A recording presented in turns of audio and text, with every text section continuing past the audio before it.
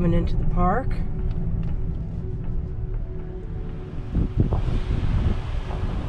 Lots of camping in here.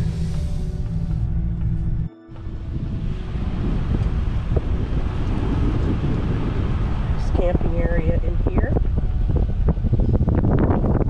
Looks like there's some spots open. They'll fill up on the weekends, I'm sure.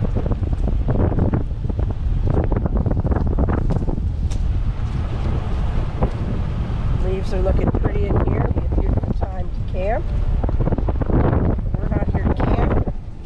We're here to find one very special tree. We love all the trees, but we want to show you a really special tree. Hope you're enjoying some of the beautiful colors as we drive through the park. Mark forgot his cell phone. You gonna have any luck here, Mark? I don't know if I can, I don't think you can dial out with that, huh? I don't think I can dial out with that, and if I could, I don't think I could text message anybody. Can't text or anybody thing from this thing. We are up at the top of Pine Mountain. We're gonna go in the Welcome Center real quick. Statue commemorating the work program, the CCC. FDR had a program to put men to work. One of the things they did was build this park.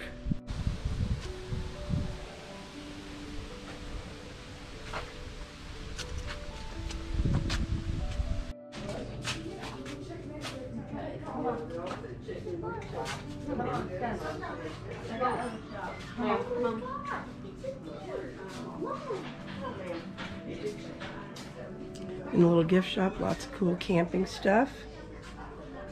And then we will go out and show you that amazing view.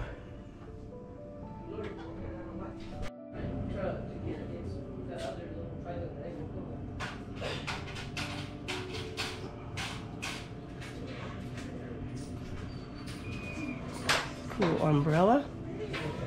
Let's go outside. Hey everybody, I hope you're enjoying the view behind me. We're up on top of the mountain. We're up here for a couple of reasons.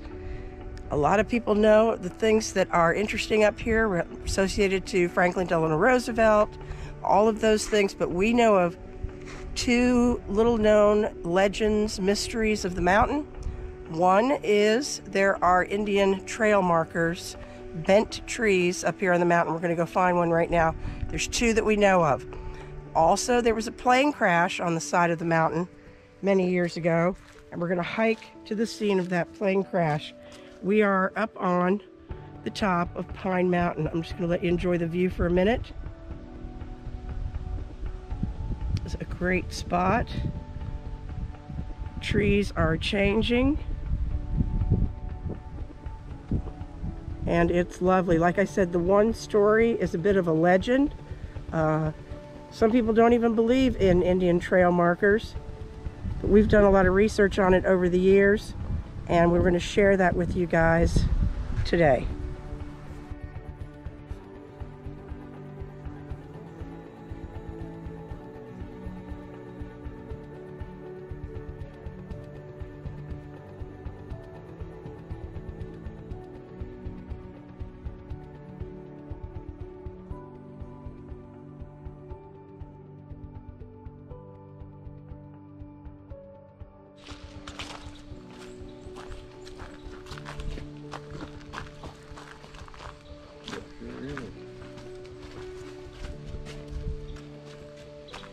And here we come in on this little trail just besides the campground. We missed it when we drove in from the other direction, but here it is. We have found it. This is an interesting part of American history that I've been fascinated with a long time. This is an Indian tree marker, and it does have the number 2 post by it, so I'm going to find out if there is some number 2. 12, look at the wall. 12. Excuse me, Mark's right, it's number 12. We'll see if we can figure out if that has something somewhere that's going to describe the significance of this tree.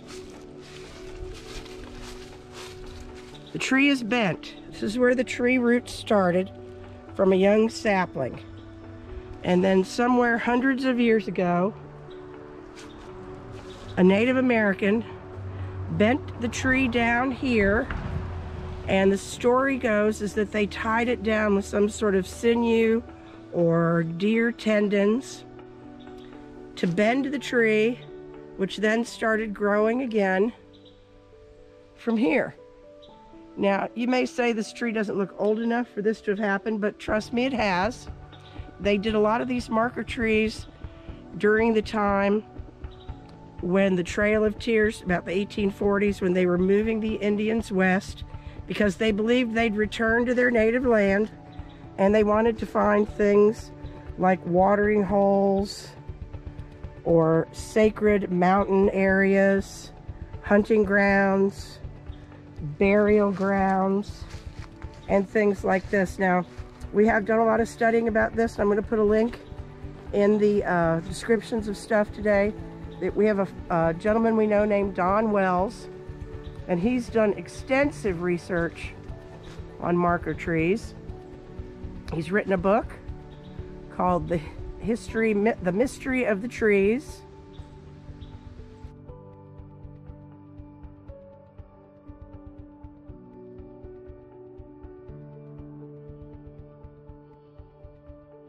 There is one other in the park that we know of.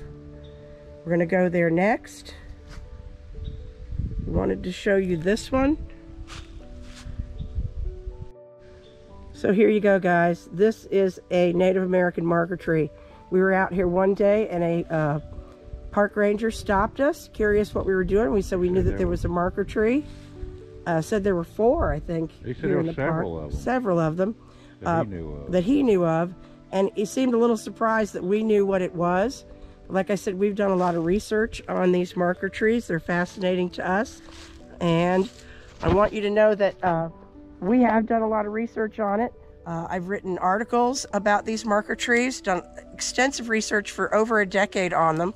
I actually wrote a trail marker for Stone Mountain Park. I did the words for that. It was a 100-word little blurb, a little plaque commemorating one of the marker trees at the park in Stone Mountain, Georgia. And this one does not have a plaque, but it does have a marker numbered 12. And we're going to see if we can find out if that coordinates to any information that the park wants to give us on that.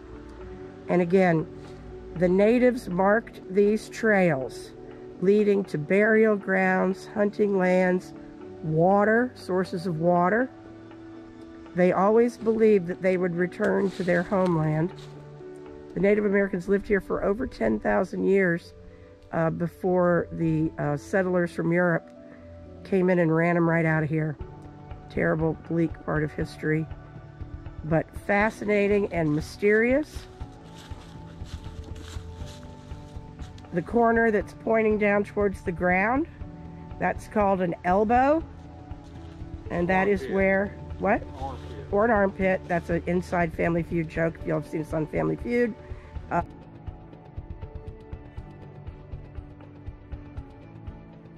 Last night, you'll get the joke there. Anyway, it is called an elbow, not an armpit. And this is, they bent the tree down when it was just a young sapling, like this little sapling would be. Here's a little sapling. They would bend the tree down and tie it with some sort of sinew. The belief was it would be something taken from a deer. Leather strap. And they tie it down, and they would return and return until the tree bent into the direction that they...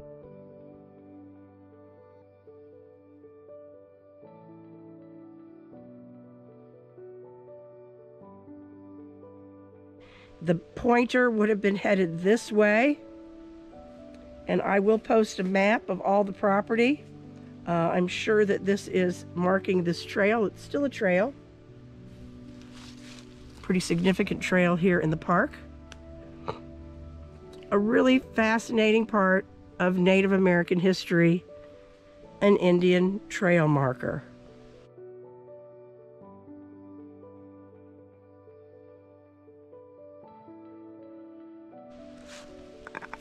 They're just incredible to me. I find them super fascinating. It is fall. We've got some really pretty leaves coming out. This one looks like it might be accommodating some sort of a creature these days. Ooh, that hole goes way back in there. Hello, creature sleeping in there.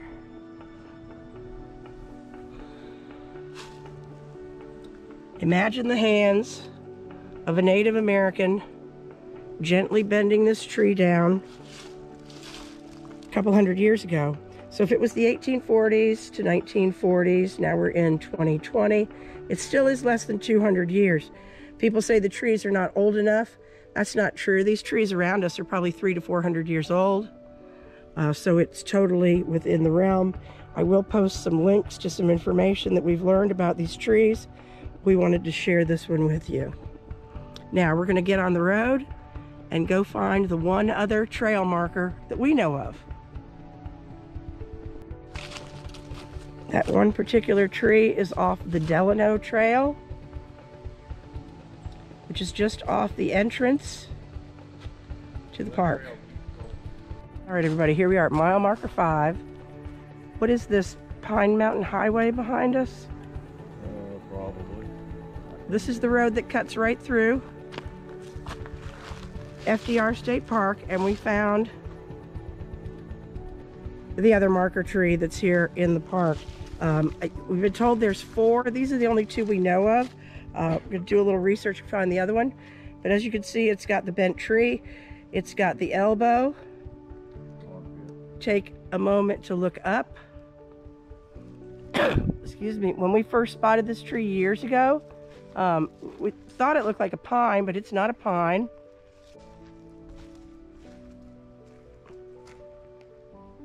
It's a hardwood. Get you a real good look at this very interesting tree. The part that I just find fascinating is thinking about these Indians coming out. So many hundreds of years ago, a native squatted right here and gently bent this tree over when it was just a sapling. Tied it to the ground here. And of course, all of that over time has just worn away. And then the tree started growing this direction. Now, for whatever reason, this particular bent tree also has a large regular trunk, which makes it interesting. Now, I'm going to get that back picture as well. I'm going to look up. There could be some significance to the tree having this U shape, and I will go back and do some research and see if I can tell you what that is. But that is pointing, actually pointing west. Now let's see, the sun's set that way. Now pointing east, I'm sorry, it's gotten late in the day. And this is the other fascinating bent tree at FDR State Park in Pine Mountain, Georgia.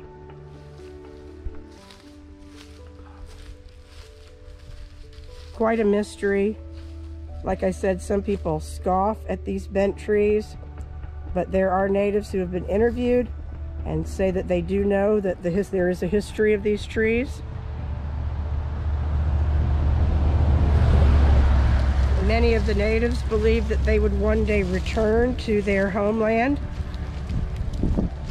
And of course, many did not. These trails markers would have led to water, burial grounds, or possibly buried gold. Heard that too as a possibility. Another really cool trail marker tree. Another little angle at this one. Might be a good thing that we're documenting this tree today because it is looking pretty rotted. That's going to be a shame when this comes down. Part of history will come down with it.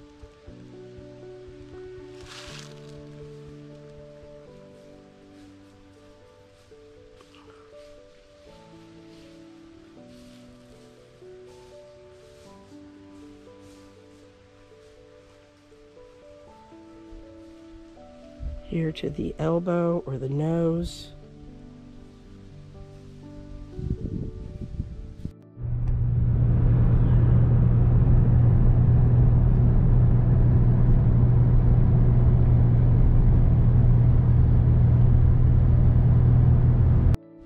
So we're up here at Daddle's Knob. We've got our little Georgia Parks envelope. You pay a daily fee, hang a tag up. Make sure y'all do that. Help the park systems out. I think there is a discount for seniors. You want to look that up if you qualify.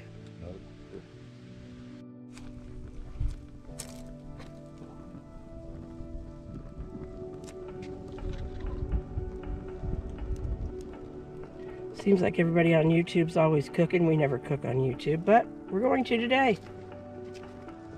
Don't get your hopes up. It's a can of chili and a cup of some hot dogs. That's all we do. But hey, still cooking out at this beautiful spot called Daddle's Knob. Start with this plaque. We're out here at Daddle's Knob. A lot of people are enjoying the peace and quiet, so I don't want to disturb that. Franklin Roosevelt came out here to what he called picnic. Came here at least 41 trips between 1924 and 1945. His picnics were linen draped tables with hot dishes served from fine silver. In a place of a blanket, he preferred to sit on a chair, or he would just sit in his automobile chair seat on the ground up here. FDR came here to contemplate upcoming founding of the United Nations and the Americans dying on Okinawa. And in Germany, during his final trip to Warm Springs, April of 1945, where he suffered a massive stroke and died right here in Pine Mountain, Warm Springs, Georgia. Here is the view that Franklin Delano Roosevelt enjoyed.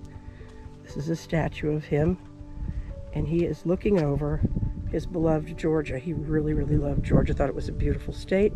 In 1937, he promoted the Scenic Highway Act, and this was to put Americans to work so that more Americans could enjoy the beauty that he had found here in Warm Springs. And this is his beautiful view from Daddle's Knob atop Pine Mountain, Georgia. This is a statue of Mr. Roosevelt. Interesting thing about this statue also is the fact that it does show braces on his legs. This was something that he was not a fan of having himself photographed in the braces, simply because he did not want Americans to see him as weak. The Americans needed a strong president, and that was his goal, to provide them with a strong presidential figure. Hence the fireside chats and the uplifting speeches that joined the country together. And this is Mr. Roosevelt. Mr. President, we honor you coming to see your statue, and we are enjoying your beautiful view as well.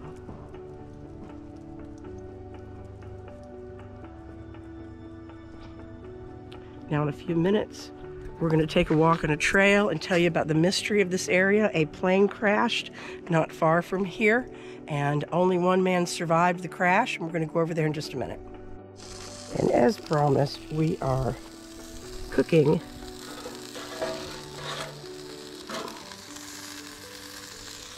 hot dogs and chili. Really fancy stuff.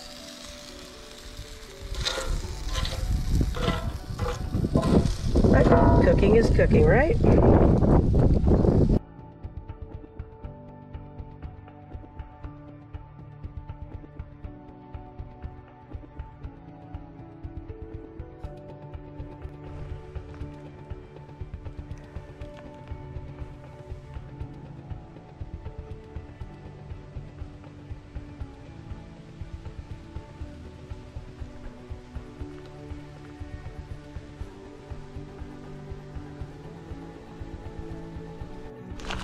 So the story goes that a plane crashed here. I'll double check the dates when we get to the plaque. And of all the men on board, only one man survived with a broken leg. He dragged himself away from the site and was rescued by farmers who rushed here when they saw the plane crash and, of course, saw the fire and the smoke on the side of the mountain. We live in Manchester, Georgia, just on the other side of the mountain, and there are farmers from Manchester who came hurrying here with their wagons to try to rescue the men. It was at night. They should not have been flying at night, from what I've been told, and we're going to go find the marker.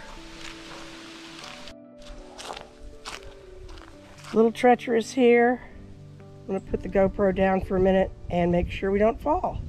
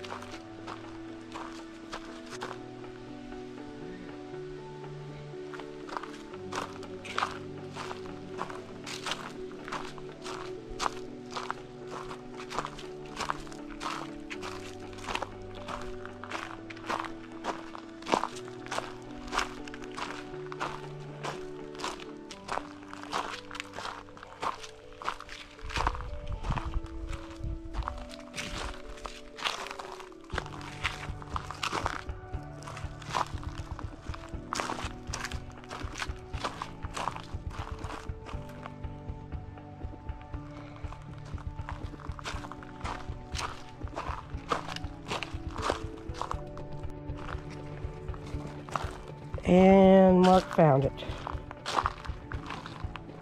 Here is the site. Near this site, October 1st, 1953, a USAF, United States Air Force, TB-25J, crashed on the way from Eglin Air Force Base to Andrews Air Force Base.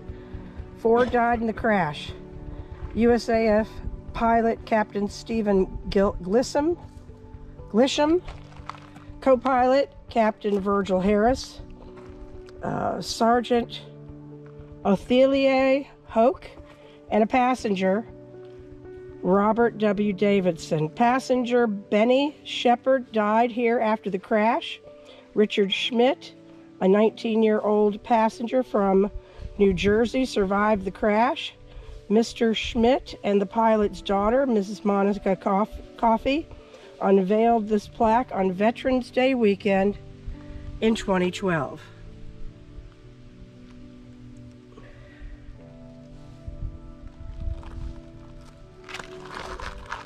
The research we've done before shows that they found parts of this plane, probably still parts of this plane out here somewhere.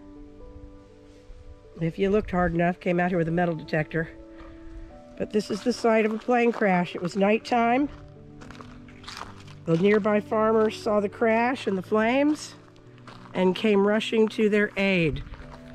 It was not really marked or commemorated, you could say, until 2012, when the pilot's daughter and a 19-year-old passenger came here. He had survived the crash, and they helped set this plaque in place here on the side of Pine Mountain. So that's the mystery today. Had the history of the trees and the mystery of a plane crash. Why they were flying at night, that's something that we still don't know. I've read that they shouldn't have been flying at night. Did they have mechanical trouble, or did he simply run into the mountain? Those are two things that we have to speculate on, apparently. But in this area is where those men lost their lives, and it is finally commemorated with this plaque.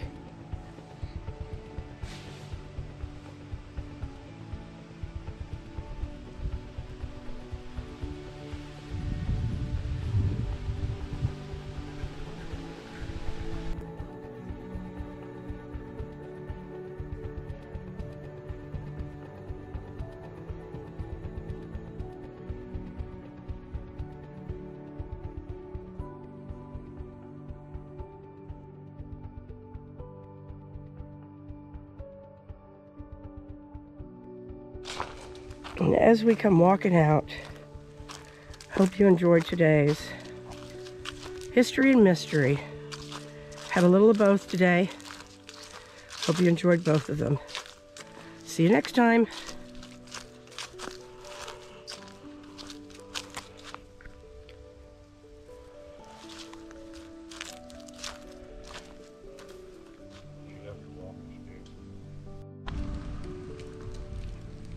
Last view.